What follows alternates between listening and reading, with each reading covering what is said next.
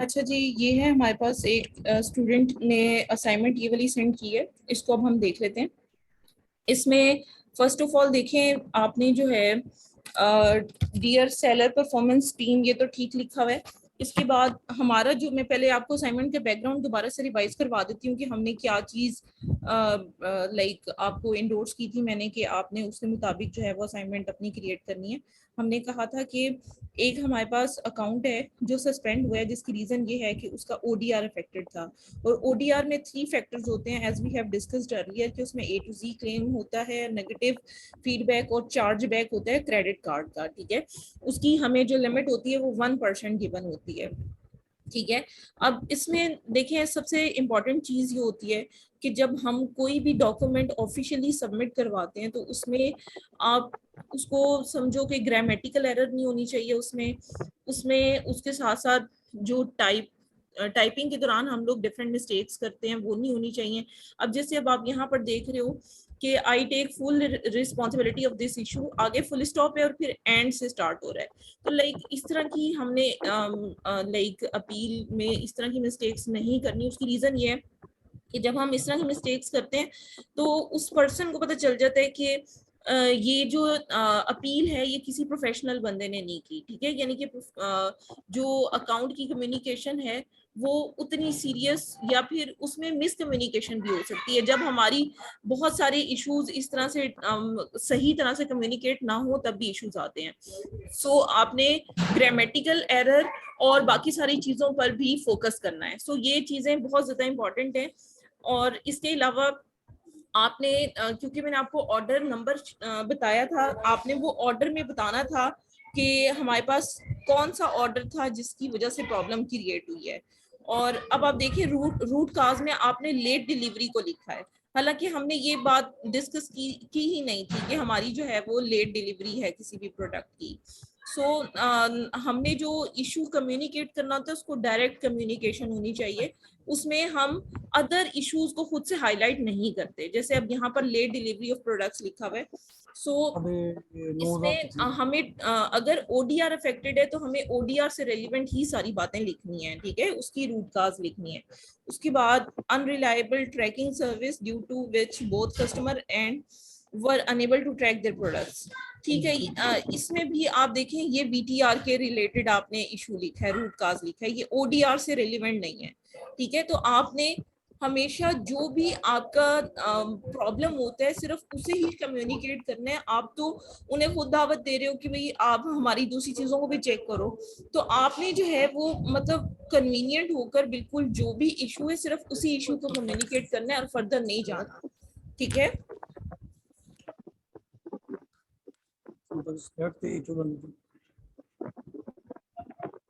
अच्छा, इसके बाद हम नेक्स्ट चीज इसमें देखेंगे कि जो चीज इंपॉर्टेंट है वो ये है कि inability to meet Amazon performance standard. चले, ये कुछ हद तक फिर भी ठीक है। Complain about broken damage products, ठीक है, सॉरी, इसमें अब आप देखिए कि ब्रोकन या डैमेज प्रोडक्ट ये ठीक है एक हद तक। ठीक है, इसमें ओडीआर, क्योंकि ऑब्वियसली हमारी जो डिफेक्ट रेट है वही इंक्रीज हुआ है, ये वाला पॉइंट ठीक है आपका। अब देखें बाकी रूट काजेज आपकी सारी मतलब खराब है, वो रेलिवेंट टू द पॉइंट नहीं है। तो इसका मतलब है कि Amazon क्यों आपका अकाउंट रीइंस्टेट करेगा जब आप अपनी रीजन ही सही तरह से एडमिट नहीं कर रहे। आप बल्कि जिस रीजन की बिना पर हुआ है आप उसकी बजाय दूसरी रीजन खुद से हाईलाइट कर रहे हो। ठीक है, तो आपने जो गलती एक्चुअल में है सिर्फ आपने उसी को कम्युनिकेट करना है, बाकी चीजों को आपने कम्युनिकेट नहीं करना। अब इसके बाद प्लान ऑफ एक्शन में शिपिंग क्वालिटी आप कह रहे हैं कि हमने इम्प्रूव की है और ट्रैकिंग सर्विस जो है वो ऑथेंटिकेटेड। अब इसमें ऑथेंटिक के भी स्पेलिंग इशू है और ग्रामेटिकल भी इसमें इश्यूज आ रहे हैं। देखिए, अब जैसे we have expanded our delivery schedule है, ठीक है, और फ्रॉम है ये, मतलब अब जब इस तरह की एरर्स होंगी ना तो उसमें काफी ज्यादा प्रॉब्लम आती है कम्युनिकेशन की। अब वो जरूरी नहीं होता, अब इसमें बहुत ज्यादा लाइक स्पेलिंग और ग्रामेटिकल एरर है।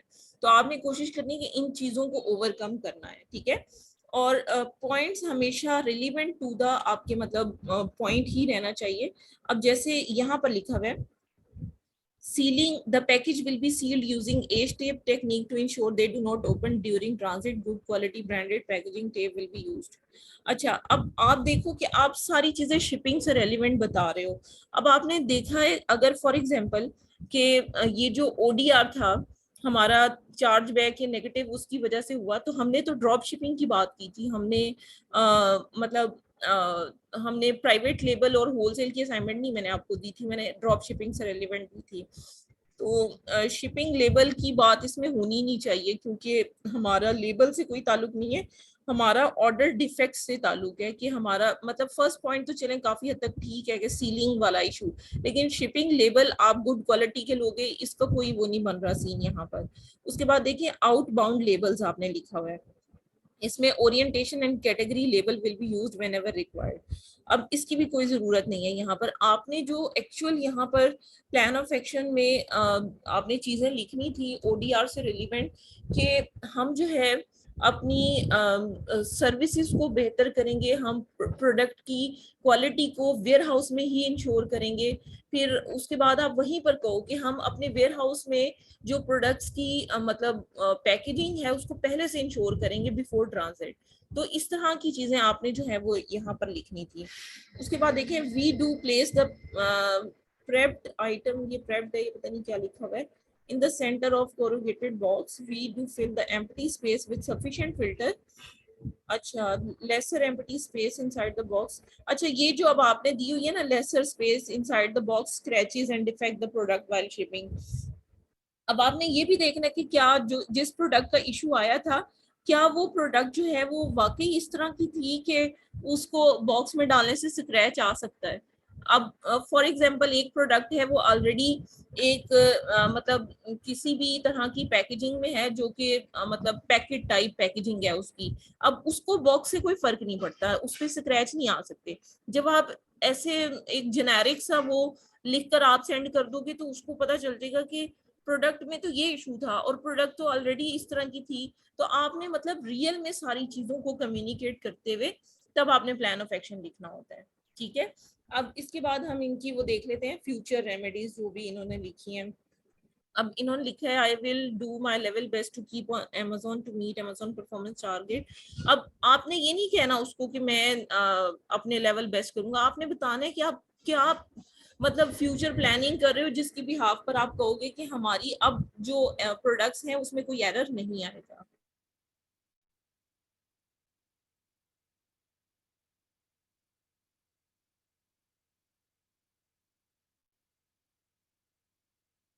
अच्छा, अब इसके बाद देखिए आपने मतलब इसमें वो जो थर्ड पार्ट है ना, वो आपका समझ लो कि एक तरह से मिसिंग है, क्योंकि आपने फ्यूचर इसमें रेमेडीज बतानी होती है कि आप फ्यूचर की प्लानिंग आपने बतानी होती है कि आप फ्यूचर में इन सारे केसेस से बचने के लिए क्या करोगे।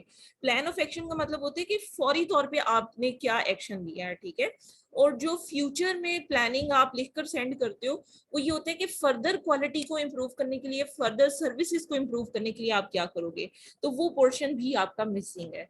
ठीक है, तो अब आपको मैंने मतलब थॉरली गाइड कर दी है। अब आपने क्या करना है कि इसमें मेरी दी हुई इंस्ट्रक्शंस के मुताबिक इसको ना दोबारा से आपने चेंज करना है और फिर मुझे सेंड करना है। ठीक है, अब मैं सेकेंड असाइनमेंट शेयर करती हूँ, please give me few minutes. अगर यहाँ तक किसी का कोई क्वेश्चन है तो पूछ सकते हैं आप। अच्छा मैम, मैंने भी जमा कराई थी असाइनमेंट, तो सॉरी, उसको भी थोड़ा सा, मैंने भी असाइनमेंट जमा कराई थी। जी जी, मैं सबकी वन बाय वन कर रही हूँ, आप परेशान ना हो। ठीक है, अच्छा, अब इसमें देखें, dear Amazon seller performance team, thank you for allowing me to due to order I take responsibility what went wrong. ठीक है, over the past few months several imported issue regarding their orders we receive about.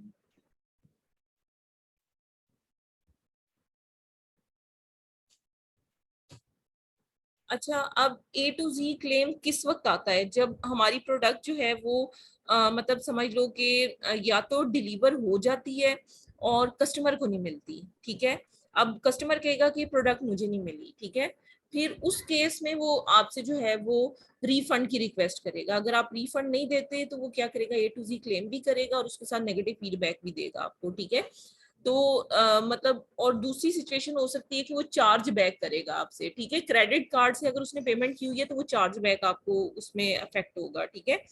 उसके बाद आप मतलब यहाँ पर आप कह रहे हैं कि हमें रिलायबल कैरियर सर्विस नहीं मिली, ठीक है, और जिसमें जिसकी वजह से हम अपने पैकेजेस को लोकेट करने की, मतलब ये काफी हद तक इस तरह से रेलिवेंट हम इसको कर सकते हैं कि प्रोडक्ट की ट्रैकिंग ठीक नहीं थी, जिस वजह से हम अपने और डिलीवर्ड ऑर्डर को जो है वो जस्टिफाई नहीं कर पा रहे।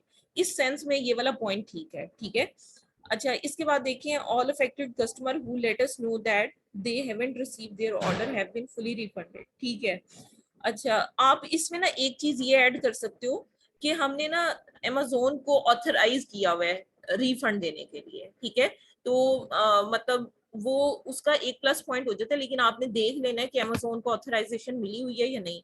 लेकिन ये पॉइंट काफी आपके लिए आपका प्लस पॉइंट बन जाता है कि आपने अमेज़न को ऑथराइजेशन दी हुई है कि अगर कोई रिफंड आता है तो वो उसको ऑटो प्रोसेस कर दे, ठीक है।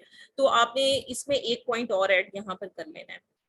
उसके बाद our shipping time from 2 to 3 days to 4 to 5 days, this will ensure that our realistic expectation about the expected delivery date of their order, ठीक है। ये लास्ट पॉइंट भी कुछ हद तक ठीक है, लेकिन ये ज्यादा शिपिंग वाले सीन में ज्यादा मतलब सूटेबल है लास्ट पॉइंट।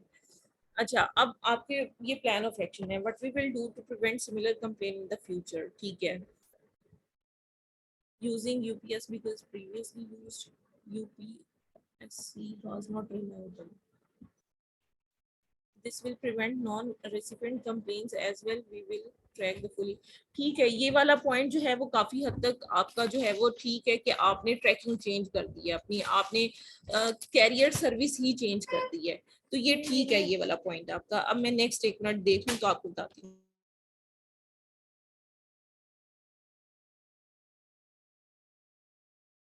अच्छा, इसके बाद देखिए, all orders will be confirm at as shipped and updated with valid tracking number within expected dispatch date.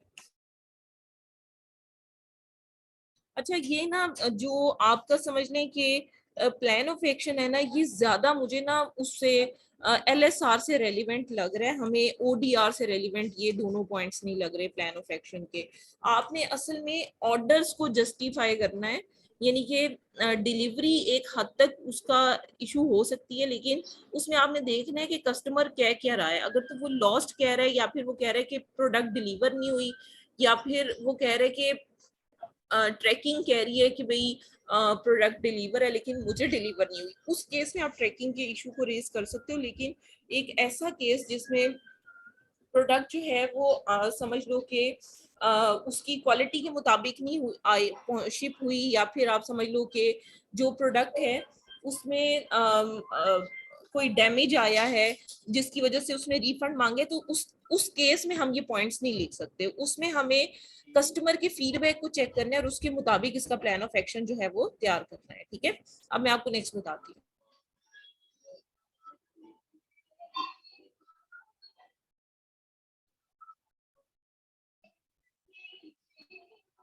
अच्छा, आपका भी लास्ट जो थर्ड पार्ट है ना वो मिसिंग है इसमें, जिसमें हमने फ्यूचर मयर्स जो हैं वो बताने हैं, आपका भी वो पार्ट मिसिंग है, ठीक है। अगर अब आपका कोई क्वेश्चन है, जिनकी भी असाइनमेंट है उसको एक वो पूछ सकते हैं। इसमें थर्ड पार्ट मिसिंग है, आपने फ्यूचर मयर्स नहीं लिखे कि आप क्या लोगे, फ्यूचर प्रिवेंटिव मयर्स, जिसकी वजह से हम फ्यूचर प्लानिंग भी करते हैं ना किसी भी चीज की। आप बताओ कि हमने वेयर हाउस में एक बंदा हायर कर लिया है जो हमारी ऑर्डर्स को प्रोसेस करने से पहले देखे।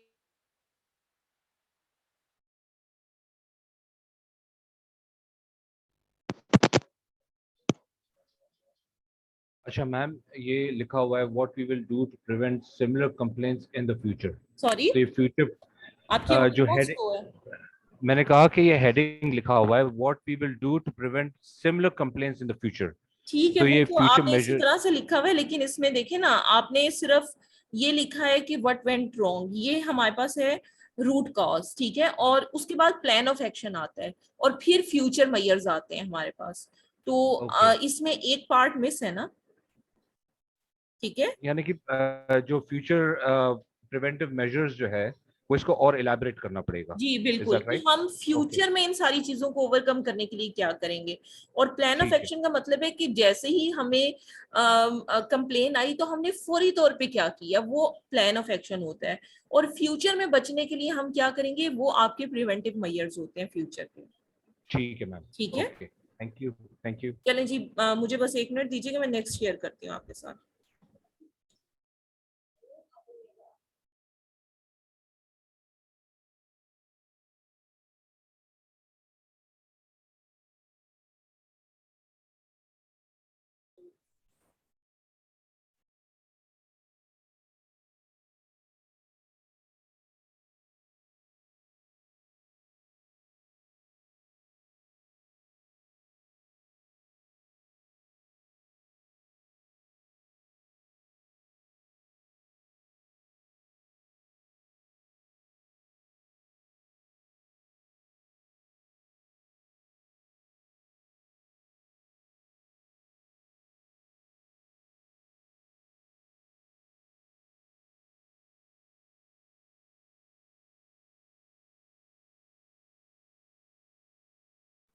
चलें जी, इनकी असाइनमेंट को अब हम डिस्कस करते हैं।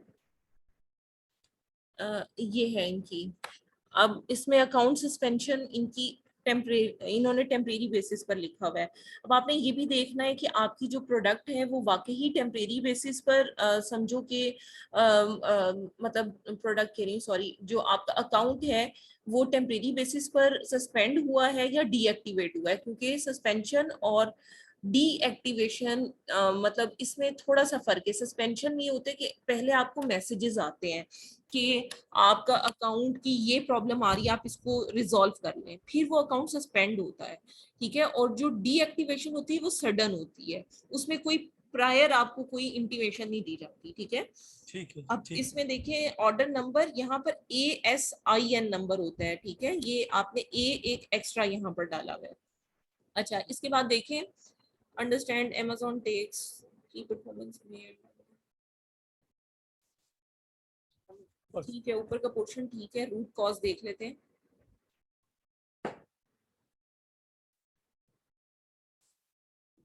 ठीक है, पुअर पैकेजिंग, ये इन्होंने सही पॉइंट लिखा है और इसको हाईलाइट भी किया हुआ है, ये भी ठीक है।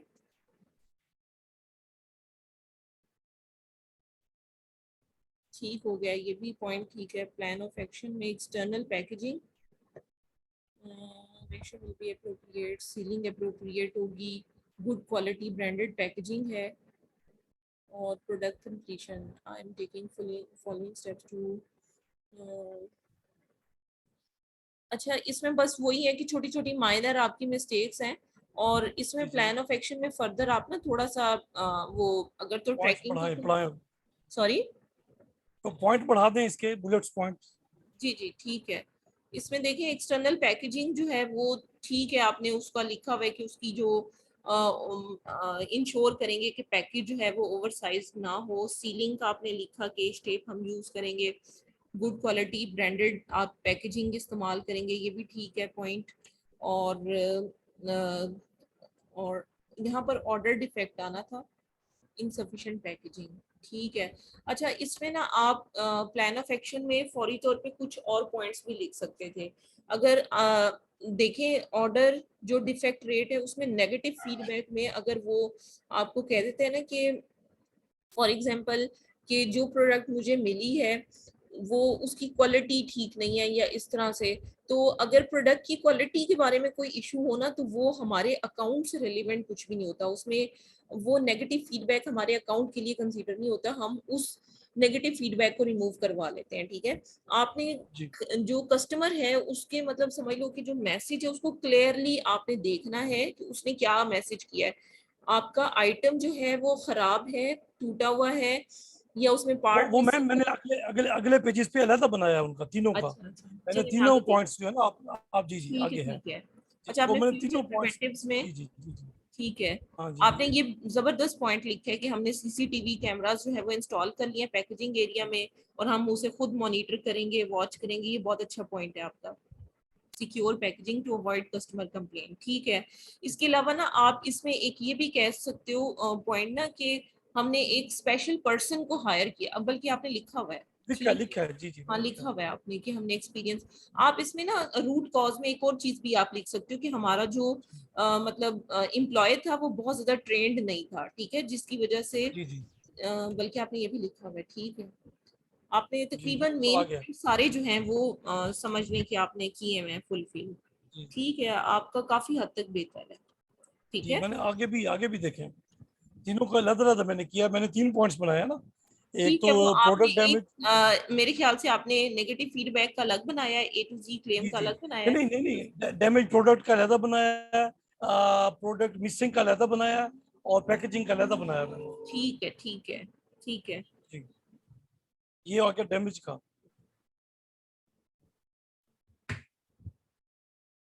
ठीक है, जबरदस्त है आपका। अब ये थर्ड भी देख लेते हैं हम, टेम्परेरी जी अकाउंट ड्यू जी टू हायर ODR। ठीक है, आपने ये मिसिंग का अलग से बनाया हुआ है, जी ठीक जी है। लेकिन आपने ये भी देखना है, समटाइम ये भी होता है कि जरूरी नहीं होता कि मतलब हर ऑर्डर का अलग अलग बनाया जाए। आपने बेसिकली ये चीज को ऑब्जर्व करना है कि आपके अकाउंट में ज्यादातर क्या हुआ है, ज्यादातर एक्टिविटी किस तरह की हुई है, आपने उसी एक्टिविटी को हाईलाइट करना होता है। फॉर एग्जांपल एक एक आपको कमेंट ऐसा आया है, मैसेज ऐसा आया है जिसमें मिसिंग का ऑप्शन है, और बाकी सारे कमेंट्स आपको इस तरह के आए हैं जिसमें डैमेज प्रोडक्ट है, ठीक है। तो जी जी आप फिर डैमेज के ऊपर ज्यादा फोकस करोगे, आप मिसिंग को हाईलाइट नहीं करोगे, ठीक है। उसमें ठीक है प्लान ऑफ एक्शन आपका एक ही बनना चाहिए, अलग अलग प्लान ऑफ एक्शन नहीं बनेंगे। लेकिन अगर ठीक है स्पेसिफाइड सिर्फ एक ही चीज बार बार रिपीट हो रही है तो फिर आप एक ही प्लान ऑफ एक्शन को कंसीडर करोगे, ठीक राइट है। Right right. बाकी ठीक है आपका। अच्छा मैम। और थैंक जुहेब यू। आपने मुझे अच्छा मैम, एक क्वेश्चन था। जी जी प्लीज। तो आपकी आवाज जी, ब्रेक हो, तो सारी आवाज सॉरी आपकी आवाज बिल्कुल कम है, मुझे आपकी बात आवाज समझ। आ रही है मैडम? जी अब आ रही है। आवाज आ रही? जी आ जी रही मैडम, मैंने कहना था कि वो थोड़ा सा इशू था लैपटॉप का, तो जैसे कवर अप होगा मैं आपको इंशाल्लाह उसमें PDF में भेज दूंगा। तो मेरा क्वेश्चन ये था कि अगर एक आइडियल प्लान ऑफ एक्शन आपके पास मौजूद है, तो अगर आप वो शेयर करेंगे तो उससे ये होगा कि हम सारी सरकमस्टेंसेस को मतलब देख लेंगे कि एक आइडियल प्लान ऑफ एक्शन कौन सा किस तरह का होना चाहिए, जिसमें इसमें तो काफ़ी मतलब हो सकती है ना कि हमसे तो मिस्टेक हो सकती है, लेकिन अगर आप शेयर करेंगे तो उससे ये होगा, हमें देखिए फ़ायदा हो इसमें, जाएगा कि। जी जी मैंने आपको सैंपल जो शेयर किया है ना, असल में ये होता है कि सर्कमस्टेंसेस के मुताबिक ना आपका जो प्लान ऑफ एक्शन है वो चेंज हो रहा होता है। हाँ जी, तो चेंज हो सकता इसमें है। आपने सर्कमस्टेंसेस को ऑब्जर्व करना होता है, हाँ और जी, हाँ जी। जो सैंपल्स हम आपको दे रहे हैं वो समझ लें कि बिल्कुल अप टू द मार्क ही हैं। आपने उनमें चेंजिंग करनी है according to the given situation, ठीक है। अच्छा, सैंपल आपको सही हर सही। एक का प्रोवाइड होता जाएगा, बल्कि अभी जो हम हाँ जी। आज का केस स्टडी करेंगे उसमें आप समझ लो कि अभी का सर्कमस्टेंसेस के मुताबिक जो है वो एक सैंपल आपके पास फिर आ जाएगा, ठीक है। तो आज अच्छा अच्छा। हमने जो लाइक डिस्कस करना है वो रिगार्डिंग, हमने करना है LSR, लेट शिपमेंट रेट, ठीक है। अब लेट शिपमेंट रेट हमारा, अच्छा उसका टारगेट हमारे पास 4% होता है। सो मैं पहले आपके साथ शेयर करती हूँ इसकी पॉलिसी LSR की, उसके बाद फिर हम नेक्स्ट मूव ऑन करते हैं। मुझे बस 1 मिनट दीजिएगा, मैं शेयर करती हूँ आपके साथ।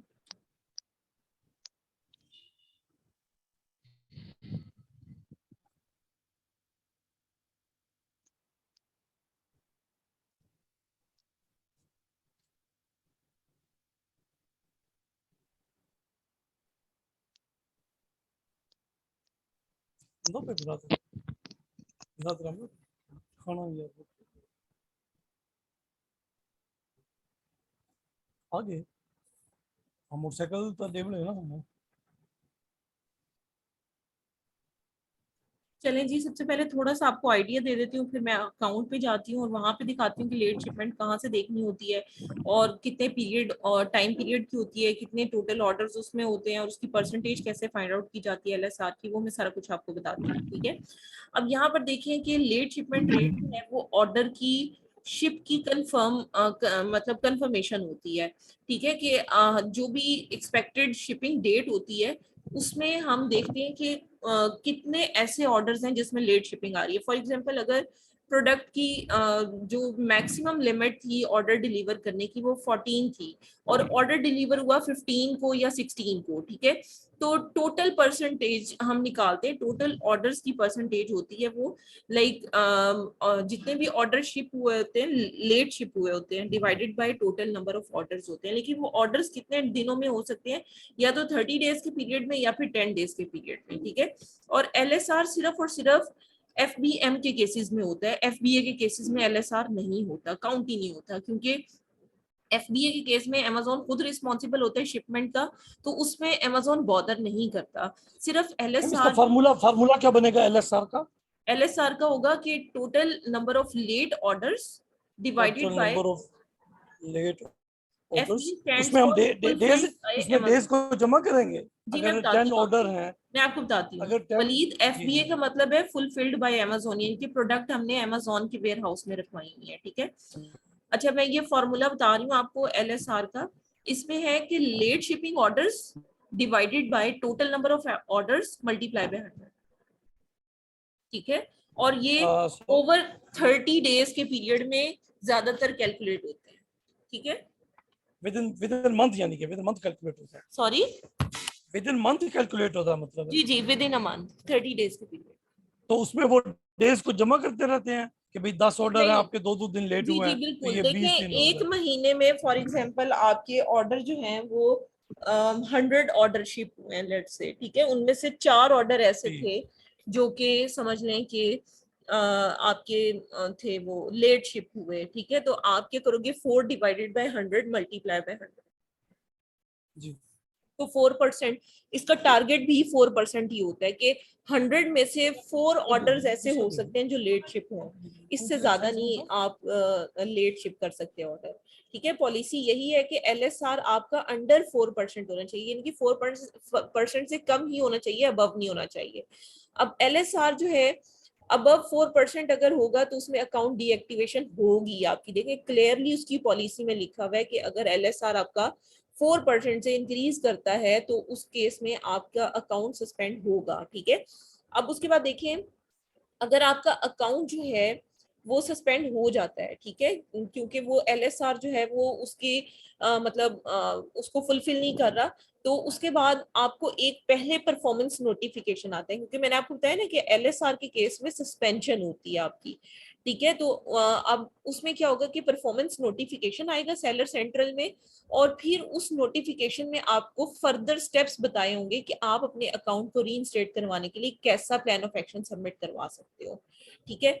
अब लेट शिपमेंट रेट की कैलकुलेशन किस तरह से होती है, वही बात कि जो लेट शिप ऑर्डर्स होते हैं उनको हम डिवाइड कर देते हैं टोटल नंबर ऑफ ऑर्डर्स पर, ठीक है।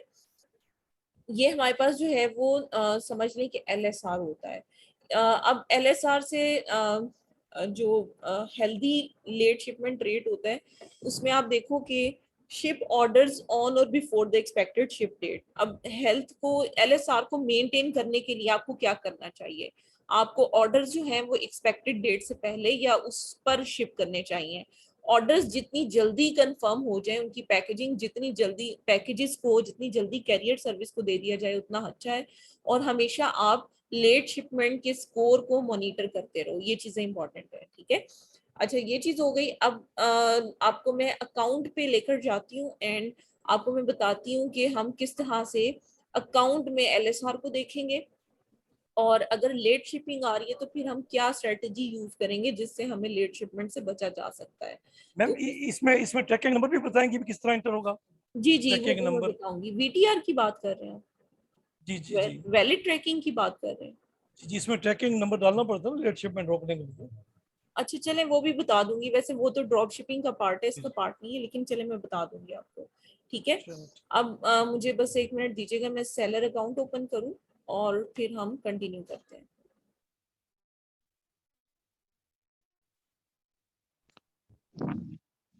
मैम ये आई थिंक 1 मिनट रह गया है मीटिंग टाइम। जी आपकी आवाज बहुत स्लो है, क्या कह रहे हैं आदित्य? मैंने कहा लेस देन 1 मिनट लेफ्ट। ठीक है, अब मैं इसको एंड कर रही हूँ, हम इसे दोबारा ज्वाइन करते हैं, ठीक है, ठीक है। Thank you.